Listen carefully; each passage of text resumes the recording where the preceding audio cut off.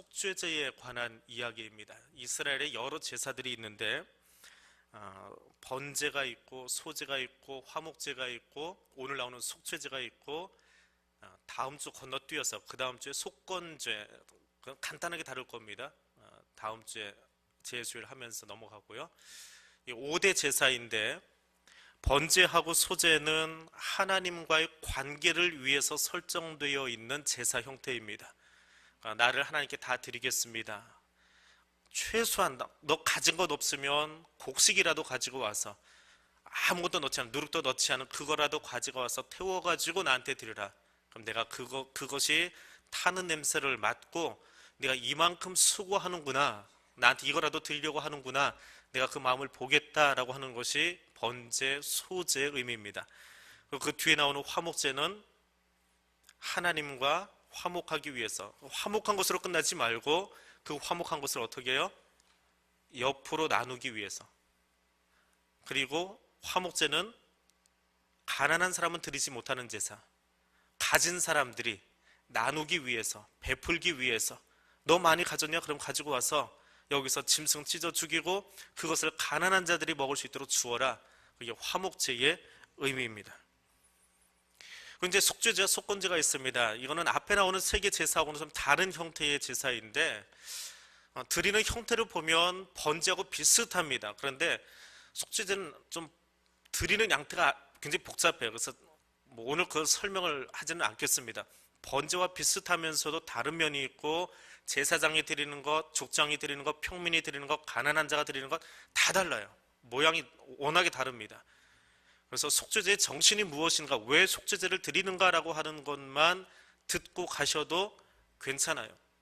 거기 이제 레위기 읽다 보면 맨날 이거 자르고 찢고 피 뿌리고 피 어떤 건 바르고 어떤 건 흘리고, 그거 암기하려면 신학대학 가시면 되고요. 암기 안 하셔도 돼요. 내가 유대인이 아니니까. 근데 그 복잡한 걸 알고 나면 십자가가 이런 은혜구나, 이렇게 은혜로운 것이구나라고 하는 것을 알 수 있게 되어집니다. 속죄제를 지정하신 하나님, 왜 지정하셨습니까? 우리가 약하다라고 하는 것, 내가 허물이 많고 그 허물을, 그러니까 죄를 지을 수밖에 없는 존재다라고 하는 것을 하나님이 너무 잘 아시는 거예요. 그래서 그냥 내버려두면 어떻게 해요? 그 허물 때문에 죽어야 돼요. 그럼 속죄제를 왜 만드셨어요? 하나님이 그 백성이 죄 때문에 죽는 것을 못 보시는 거예요. 살려주고 싶은 거예요. 그게 속죄제의 의미예요. 그러니까 모든 제사의 그 정신은 너희가 살았으면 좋겠다, 너희가 나와 깨끗한 관계를 유지했으면 좋겠다, 그리고 그 깨끗함을 가지고 다른 사람들을 향해서 축복의 통로로 살았으면 좋겠다, 이게 하나님 마음인 거예요. 그 마음만 이해하시면 돼요. 거기 나오는 개별적인 뭘 바치고 뭘 짜고 이거 암기하려고 하다 보니까 레위기가 힘들어지는데, 레위기는 복음이에요. 마태복음, 마가복음, 누가복음, 요한복음처럼 레위기는 복음이에요. 죄를 짓고 사는, 죄에서 빠져나올래야 빠져나올 수가 없습니다. 근데 그 사람들을 향한 하늘아버지의 마음이 너희가 좀 살았으면 좋겠다, 죽지 않고 살아났으면 좋겠다라고 하는 것입니다. 그래서 하나님의 백성이 자기 죄를 자기가 인정하고 나오면, 우리 죄를 자복하면, 그렇게 표현하죠, 신약에서는. 내가 내 죄를 인정하고 나오면 인정한 그것만 가지고 하나님이 됐다 하시는 거예요. 근데 인정하고 나왔는데, 인정하고 나와서 하나님 앞에 나 이렇게 안 살게요 라고 했는데 제사 드리고 나가면 정말 그 죄 안 짓고 삽니까? 또 그 일 합니다. 또 그 짓을 해요. 습관을 고친다는 것이 그렇게 쉬운 일이 아닙니다. 그럼 대속죄일이 몇 년에 한 번 있습니까? 너무 어려운 질문을 드렸나요? 대속죄일은 1년에 한 번씩 있어요. 이스라엘의 모든 남자는 해외에 있든지 국내에 다 나와서 대속죄일날 속죄 제사를 드려야 돼요. 그 말은 뭐예요? 1년에 한 번씩은 평상시에 속죄제도 드리지만 1년에 한 번은 꼬박꼬박 나오라는 거예요. 그만큼 우리는 죄 짓는 존재, 죄 속에 있는 존재다라고 하는 것을 하나님이 인정하신 거예요. 인정하셔서 매 1년마다 남자들은 다 나와라. 왜 남자들을 불러내요? 가정의 대표자로 부르시는 거예요. 가정의 대표자인 남자가 정결해야 하나님하고 통로가 열리기 때문에. 그 의미예요. 속죄제는 축복의 통로로 살아가는 이스라엘 백성들이, 그리고 오늘 우리가 하나님 앞에 내가 정결해야 세상을 향한 축복의 통로로 살아갈 수 있기 때문에. 수도관이 녹이 쓸어가지고 안에 이렇게 뭐가 차 있으면 물이 깨끗하게 흘러가지를 않지요. 그래서 그걸 깨끗하게 하기 위한, 날마다 의식하고 그것을 깨끗하게 하기 위한 작업이 무엇이냐면 속죄제를 드리라라고 하는 겁니다. 그게 속죄제의 정신이에요. 내가 너를 반드시 용서하겠다라고 하는 거예요. 용서하는데 누구부터 나와요? 오늘 속죄제 이야기를 보니까 누가 제일 먼저 속죄제물 드립니까? 제사장부터 하라는 거예요. 제사장이 속죄제를 드릴 때는 뭘 드리랍니까? 소를 드리래요. 제물 중에 가장 비싸고 가장 큰 것. 소를 드리는 또 한 부류가 있습니다. 누구예요? 이스라엘 전 회중이 죄를 범했을 때, 민족적인 죄를 가지고 하나님 앞에 나아갈 때 소를 드려야 돼요. 그럼 제사장이 범죄한다라고 하는 것은 어떤 의미라는 거예요? 민족이 죄를 범한 것과 똑같이 취급하겠다라고 하는 거예요. 그래서 제사장이 드리는 이 속죄제만 다른 족장이나 평민이 드리는 속죄제의 형태하고 조금 다릅니다. 조금 달라요. 그리고 평민이 드리는 제사는 조금 유해요. 유하고 그 속죄 제물은, 그렇게 드려진 속죄 제물은 먹을 수가 있어요. 제사장이 범죄해서 드리는 제물은 아무도 못 먹어요. 아무도 먹지 못합니다. 그것이 아주 큰 차이점이에요. 그래서 겉으로 보기에는, 여러분 그 용인에 있는 광은기도원에 가서 보시면 그 교회 요즘 아주 재밌는 걸 만들어 놨어요. 지난번에 한번 갔다가 보고는, 처음 만들 때는 그게 없었는데 최근에 또 이스라엘 연구하면서 하나 새로 만든 게 있어요. 에봇을 하나 만들어 놨더라고요. 가서 현혹되지는 마십시오. 거기 가면 완전히 장사 속으로 하나 이야기하는 게 있어요. 그거 거기 온 평신도들한테, 담임 목사한테 그거 한 번씩 맞춰주라고 그러는데 저 그런 거 안 입습니다. 부담스러워서. 한 벌에 1,000,000원이래요. 얼마나 화려한지 몰라요. 입은 걸 보니까 뭐 주렁주렁 여기에 뭐 이것저것 달고 정말 에봇을 흉내내가지고 2벌을 만들어 놨어요. 그래서 거기 온 목사들 중에, 그날 그 코스를 도는 그 교회 목사들 중에 제일 연장자 2사람을 골라가지고 이걸 입혀줘요. 그러니까 신이 나서 목사님들 입고 다니시더라고요. 저는 갔다가 나이에서 밀려가지고 못 입어봤는데 뒤에서 보니까요 정말 멋있어요. 한 번쯤은 걸쳐보고 싶은 마음이 있어요. 그런데 보세요. 그 화려한 옷을 입고 제사장이 하는 일이 뭐냐고요. 그 에봇을 입고 하는 게 뭐예요? 짐승 잡아 죽이는 일이에요. 매일 백성들이 제사 드리러 오면 끊임없이 그들의 죄를 듣고, 너 이런 잘못했니? 너 이렇게 하나님과 화해하고 싶니? 너 백성들과 이렇게 나누고 싶니? 너 이것밖에 없어. 이거 가져가서 너 눈물 흘리고 있니? 너 너무 가난해서 이 무교병 하나 들고 왔니? 참 안됐다. 힘들겠구나. 사는 게 너무 힘들겠구나. 그걸 보면서 날마다 눈물 흘리고 날마다 가슴 아파하고, 그러면서 하는 일은 뭐예요? 그 가슴을 쥐어짜면서 나오죠. 하나님, 그래도 저 백성이 살고 싶대요. 하나님하고 관계를 회복시키고 싶대요. 하나님 어떻게 하면 좋겠어요? 그 화려한 옷을 입고 하는 것이 거드름 피우는 게 아니라 백성들의 눈물을 끌어안고 나가서 날마다 하나님 앞에서 같이 울어주고 짐승 잡아주고 피를 끄집어내서 그걸 뿌리고 내장을 들고 나가서 그 기름기 묻은 것을 들고 그 화려한 예복에다 뚝뚝 흘리면서 그것을 태우고, 그게 제사장의 직무라는 거예요. 자랑하기 위한 것이 아니라 백성의 아픔을 같이 끌어안고 가야 돼요. 그런데 그렇게 살아가야 되는 제사장이 죄를 지었어요. 부지 중에 죄를 지었어요. 그게 속죄죄, 부지 중에 지은 죄, 알지 못하고 지은 죄를 하나님께 올려드리는 거예요. 그래서 제사장이 하는 제일 첫 번째 일이 뭐냐 하면 육체 노동이고요, 백성들의 마음을 같이 공감해 주는 거고요, 그 다음에는 자기 고백이 있어야 되는 거예요. 내 고백. 세상을 향해서 손가락 살면서 너희들은 그렇게 살면 안 돼, 세상이 왜 그런지 몰라, 정치권이 왜 그런지 몰라, 이게 왕같은 제사장들이 세상을 향해서 하는 일이 아니고 그 손가락을 접어서 자기 가슴을 치는 거예요. 하나님, 내가 오늘도 그렇게 살지 못했어요. 내가 하나님 앞에 오늘도 그 제사장의 마음으로 살아가야 되는데 우리를 왕같은 제사장으로 부르셨는데 내가 그렇게 살지 못했어요. 내가 깨끗해야 저 백성들을 향해서, 저 세상을 향해서 통로가 되어서 살아가는데 내가 그렇게 살지 못했어요. 세상을 향해서 손가락질 하고 세상에서 비판의식을 가지고 살아가는 것보다 더 중요한 게 뭐냐 하면 교회가 깨끗해야 되고 성령을 모신 전 내가 정결해야 돼. 그게 속죄제의 의미예요.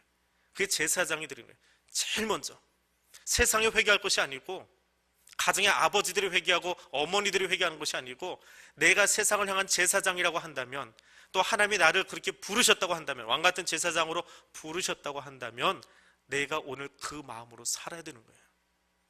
구약에서는 소위 구별된 레위 지파의 아론 계열의 제사장들에게만 주어진 명령이라고 한다면 오늘 우리는 구약을 살고 있는 사람들이 아니잖아요. 어디를 살아가고 있어요? 성령과 함께하는 이 세대를 살아가고 있어요. 우리의 존재는 뭐예요? 나는 어떤 존재예요? 세상을 향해서 왕같은 제사장으로 살아가는 거예요. 누가 먼저 회개하라고요? 족장이 아니고 평민들이 아니고 저 세상이 아니고 신문이나 TV를 보면서 저 나쁜 사람들 하면서 세상을 향해서 손가락질을 하는 게 아니고 내가 먼저 하나님 앞에 축복의 통로 되기 위해서 나를 하나님 앞에 드려야 돼요. 하나님은 그 소리를 듣기를 원하세요.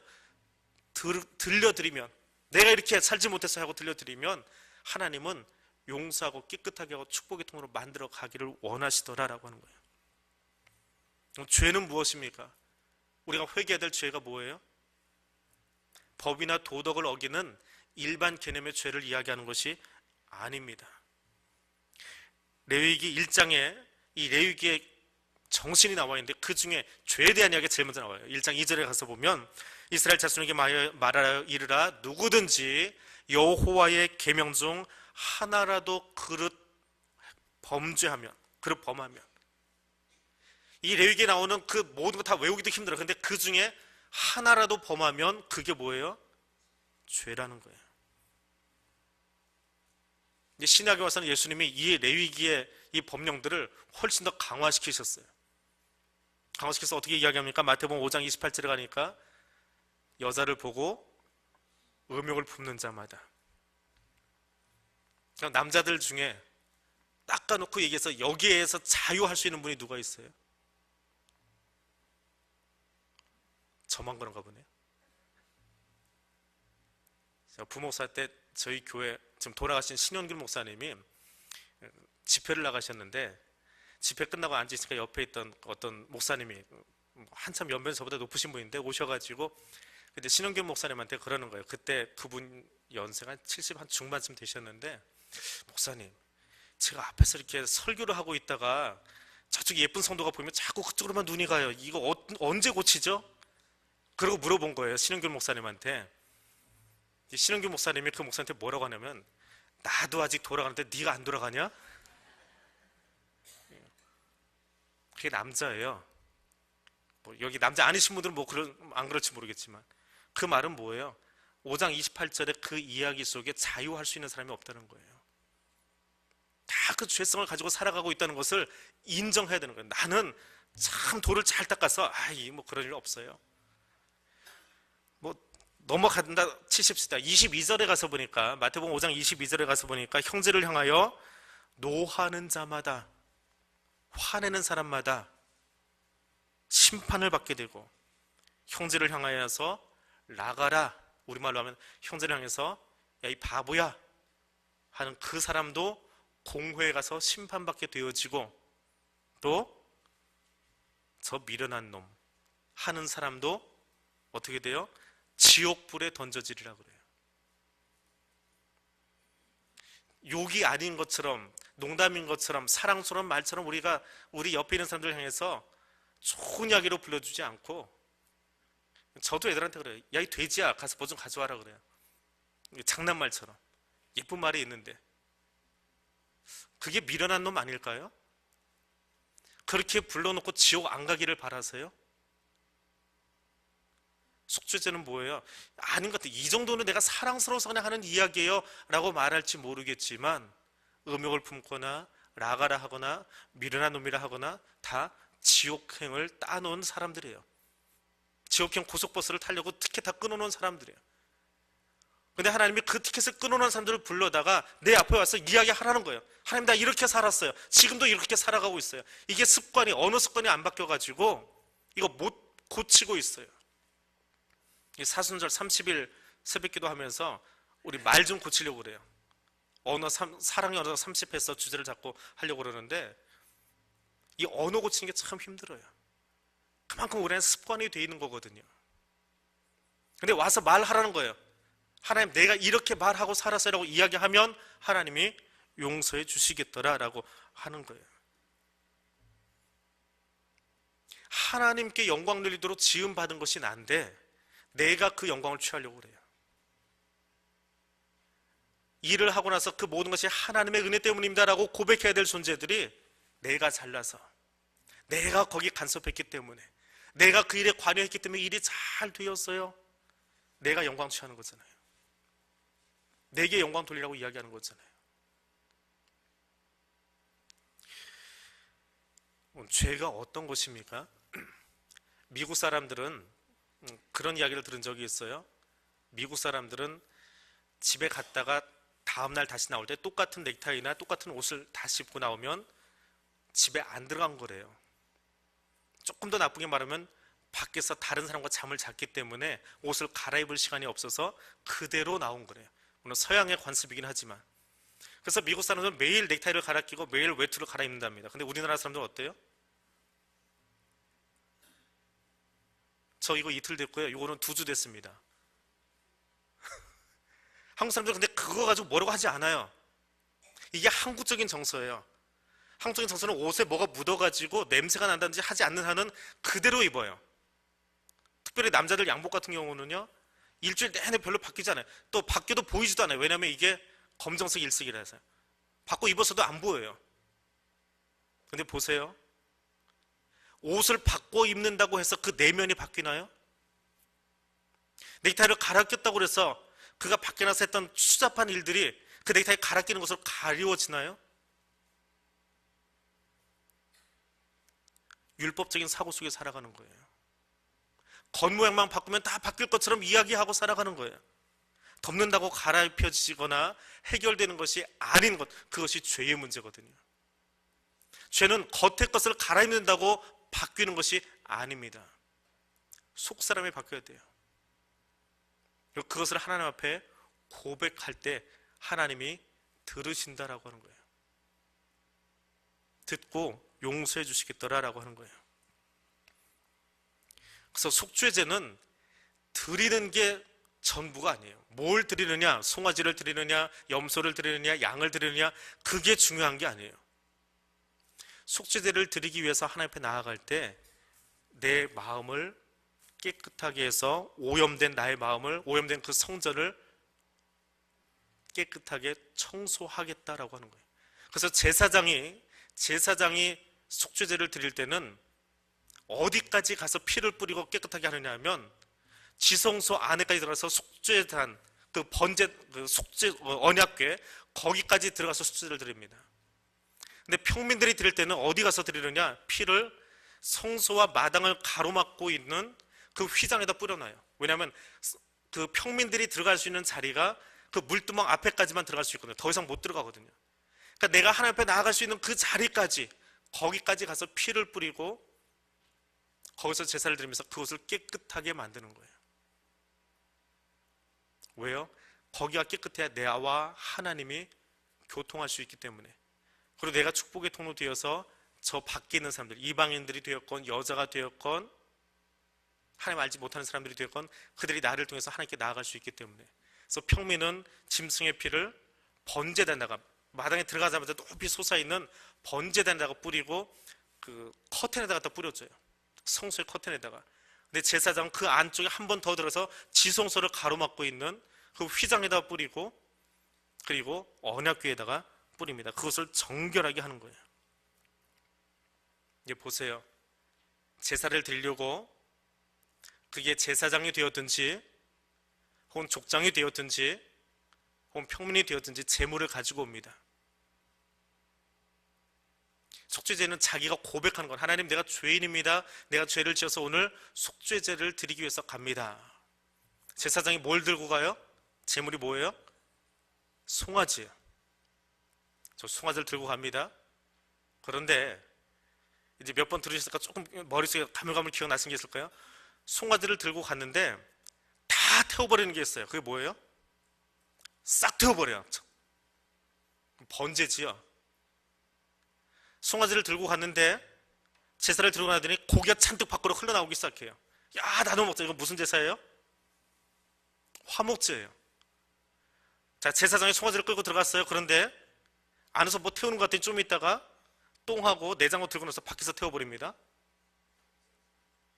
이건 속죄제예요. 그럼 옆에서 구경하고 있던 사람들이 뭐야? 오늘 제사장님이 뭐 하신 거예요? 아, 뭔가 굳은 짓 하고 들어가가지고 하나님 앞에 지금 저 제사 드리고 있구나. 누가 염소를 가지고 들어갔어요. 그런데 번제로 드렸으면 그거 다 태워 없어졌어야 돼요. 그런데 뒷다리만 제사장이 가져가고는 싹 밖으로 나오기 시작해요. 먹자고로 제사장한테 둘러앉아서 그 재물을 먹기 시작해요. 그럼 뭐예요? 속죄제예요. 다 태워졌으면 범죄인데 먹어요. 이거를 제사장이 평민이 들여놓은 거예요. 그걸 먹어요. 먹을 수 있게 허락이 돼 있어요. 번제는 다 태워지는 건데 속죄제는 제사장에게 먹을 권한을 줍니다.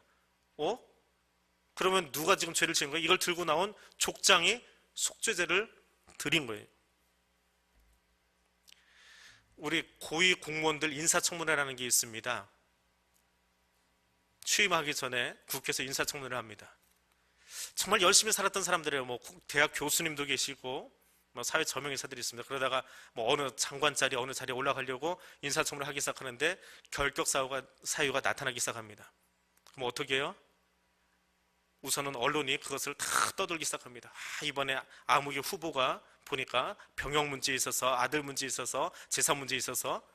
그럼 그 언론이 떠벌린 것으로 끝나나요?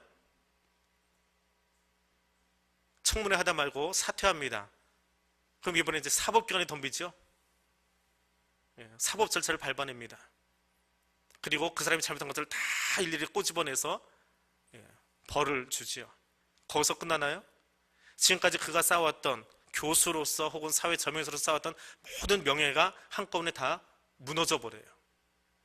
그리고 그게 어느 정도 희석될 때까지 공직이나 좀 앞에 나오지를 못하게 됩니다. 속죄제는 그런 거예요. 그걸 각오하고 나가는 거예요. 하나님은 용서하세요. 하나님은 말만 하면 용서해 주시겠대요. 그런데 소를 들고 제사장이 나갑니다. 염소를 들고 족장이 나갑니다.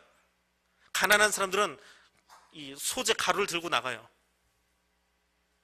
그런데 백성들이 보고 있어요. 제사장님 오늘 송아지 들고 나가는데 저거 먹으려고 안 가지고 나오네. 다 태워 없애는 줄 알았더니 똥은 저기 들고 나서 치워버리네. 속죄제 드렸구나. 제사장 전 나쁜 인간. 뭔가 이상한 일을 했나 봐. 뭔가 뒤에 좋지 않은 일을 했나 봐. 그럼 그게 어느 동안 얼마나 따라다닐까요? 계속 따라다닐 거예요. 속죄제는 그걸 각오하고 나가는 거예요. 그러면 그 제사를 드리고 싶겠어요? 안 드리고 싶겠어요? 드리고 싶겠어요? 안 드리고 싶겠어요? 할 수만 있으면 안 드리고 싶을 거예요. 왜? 안 드러나고 좀 숨어 있으면 좋으니까. 누가 지적하기 전까지는 그냥 가만히 숨겨놓으면 좋으니까. 그런데 그걸 숨겨놓으면 어떻게 되는 거예요? 사람들에게는 안 들켜서 괜찮은데 하나님과의 관계 속에서는 나는 죽는 거예요. 그 죄 때문에. 그럼 내 영이 살기 위해서 그걸 들고 나가야 돼요? 침필을 무릅쓰고 들고 나가야 돼요? 아니면 오늘을 모면하기 위해서 가만히 앉아 있어야 돼요? 이게 구약의 속죄제를 드리는 모든 사람들의 고민이었어요. 그것을 드려야 되는가 말아야 되는가. 드리기만 하면, 말을 하기만 하면, 짐승을 끌고 나서 거기다 안수하고 짐승을 들여보내기만 하면 다 끝나요. 하나님이 완전히 용서해 주시겠대요. 고백하고 나면 돼요. 근데 고백하고 나니까 창피해요. 고백하고 나니까 사람들이 막 뭐라고 해요. 왜 그 얘기를 거기서 했어? 아이, 설교하다 그 얘기 하지 말지. 자꾸 그런 이야기들이 들려요. 근데 해야 될 필요가 있을 때가 있어요. 어떻게 할 거예요? 해야 돼요? 말아야 돼요? 그런데 속죄제를 드리고 나면 사람들의 이목은 어떤지 모르지만 나는 하나님 앞에 용서받은 감격으로 살아갈 수 있어요. 용서받은 자의 가장 아름다운 모습이 삭개오에게서 나옵니다. 예수님 만나고 용서받은 그날 그가 제일 먼저 한 게 뭐예요? 나무에서 내려와서 예수님한테 제일 먼저 외친 말이 뭐예요? 모르시나요? 아니면 그냥 이야기하라고 버티시는 건가요?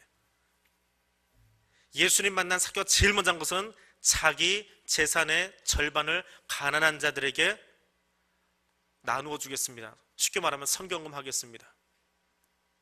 한번 여러분에게 여쭤볼게요. 여러분 예수 믿고 얼마나 지나서 11조 하셨어요? 여러분 예수 믿은 다음에 얼마나 지나고 나서 감사금을 삭개오처럼 그렇게 풍족하게 해보셨어요? 여러분 예수 믿고 나서 얼마나 더 헌신된 다음에 선교원금을 구제원금을 그렇게 재산 절반 뚝 잘라서 할 만큼 하셨어요? 혹시 해보신 분 계시기나 하세요? 삭개오는 예수 만난 그날로 11조가 아니고 자기 재산의 절반을 나눠줘 버렸어요. 그게 예수 믿은 감격이에요. 그게 용서받은 자의 진짜 모습이에요. 절반 나눠준 것도 모자라서 내가 누구에게 토색한 것이 있으면 거기에 4배를 갚겠습니다. 구약의 율법에는 그렇게 안 갚아도 돼요.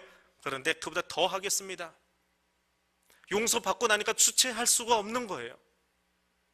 그게 속죄제를 드리고 나서 용서받은 자의 삶의 모습이에요. 그러니까 나는 예수 믿고 나서 얼마나 더 타협하고 얼마나 더 눈치 보다가 하나님 앞에 다 드러내놓고 가슴을 다 열어보면서 하나님 내가 이런 죄인인데 나 용서해 주셔서 이렇게 드릴게요. 이렇게 헌신할게요. 그렇게 사셨습니까? 얼마나 더 참아주고 기다려줘야 하나님 앞에 헌신하시겠습니까? 정말 용서받은 감격이 있으세요? 그 감격이 없으니까 눈치 보는 거예요. 예수 믿은 지 10년 돼도 아직 그렇게 신앙생활 안 하는데 나한테 자꾸 하라고 하지 마세요. 하나님과의 만남이 아직 제대로 이루어지지 않다 보니까 그래요. 하나님께 용서받고 나면 속죄제를 드리고 나서 용서받은 감격이 있으면 삶이 뒤집어져 버립니다. 바뀔 수밖에 없어요. 서로 나가서 또다시 그 죄를 짓고 내년에 다시 대속죄날 송아지를 들고 염소를 들고 나오는 한이 있더라도 오늘 내가 주님 만나고 오늘 내가 주님 앞에 용서받은 감격을 경험하고 나면 내 삶이 바뀌어야 돼요. 달라져야 돼요. 예배당에 들어올 때의 마음, 그 자세하고 전혀 다른 삶을 살아야 돼요. 왜요? 우리가 하나님 앞에 나아갈 수 있는 통로가 열렸기 때문에. 그 신약에 와서는 더 감사한 이야기는 구약에서는 속죄제를 드리려면 사람들 눈에 띄게 송아지 끌고 가야 돼요. 제사장인데 송아지 끌고 가서 이거 오늘 나눠 먹지도 못하고 원래 송아지 좀 들고 나가면 화목제 드리는 거거든요. 아니면 다 태워야 되거든요.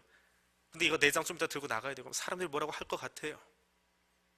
창피해요. 아까도 얘기했잖아요. 별로 드리고 싶지 않아요. 좀 숨기고 싶어요. 아무도 없을 때 제사장끼리 있을 때 하면 더 좋을 것 같아요. 근데 주님이 우리에게 은혜를 주시려고 하니까 그 은혜를 더 풍성하게 만들어주신 사건이 있어요. 예수님이 십자가 지시고 저기 죽으신 다음에 그 나쁜 인간들이요, 저 같은 사람이 여기 와서 무릎 꿇고 소리도 안 내고 하나님 나 잘못했어요 그러고 돌아 나가도 되더라는 거예요.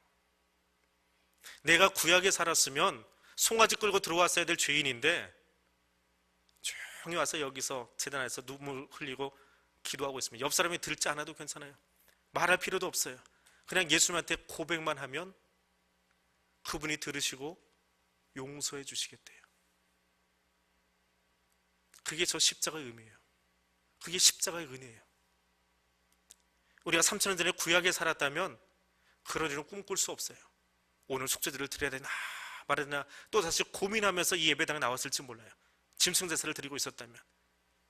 근데 예수님의 십자가 은혜로 사는 우리들은 그 고민할 이유가 사라져 버렸어요. 와서 고백만 하면 돼요.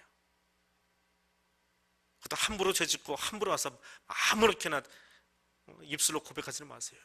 그게 얼마나 은혜인지 기억하면서 이야기하세요. 그게 얼마나 감사한 일인지 기억하면서 십자가 앞에 나오세요. 그리고 주님이 저 길을 우리에게 열어놓으시는 이유가 뭐예요? 너 부끄럽지 않게 해주려고, 나를 부끄럽지 않게 하시려고.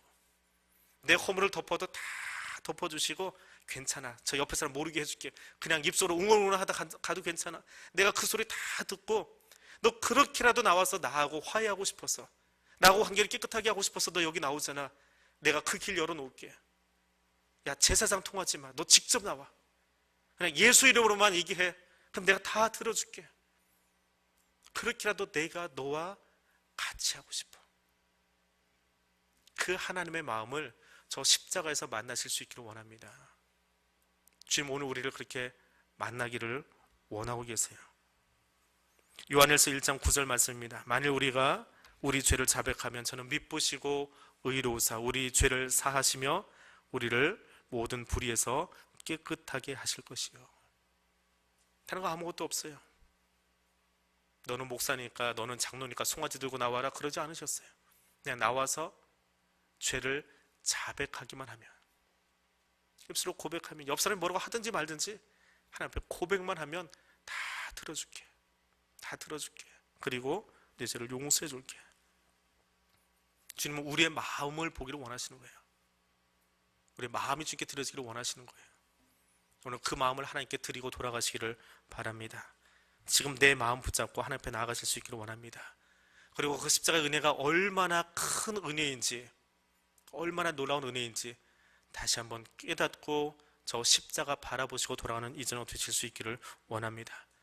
그리고 그 십자가 앞에 나아갈 때에 정말 하나님이 주시는 은혜를 내 가슴에 새기면서 십자가 앞에 나아갈 수 있기를 원해요. 그냥 좋은 거야, 십자가는 마냥 좋은 거야, 그럼 그렇게 은혜를 너무 값어치 없게 만들지 마시고, 주님이 저 일을 이루시기까지 저 의미를 우리에게 설명해 주기 위해서 여기 레위기를 써놓으신 거예요. 그 의미를 기억하시면서 기도하실 수 있기를 원합니다. 우리 같이 기도하겠습니다.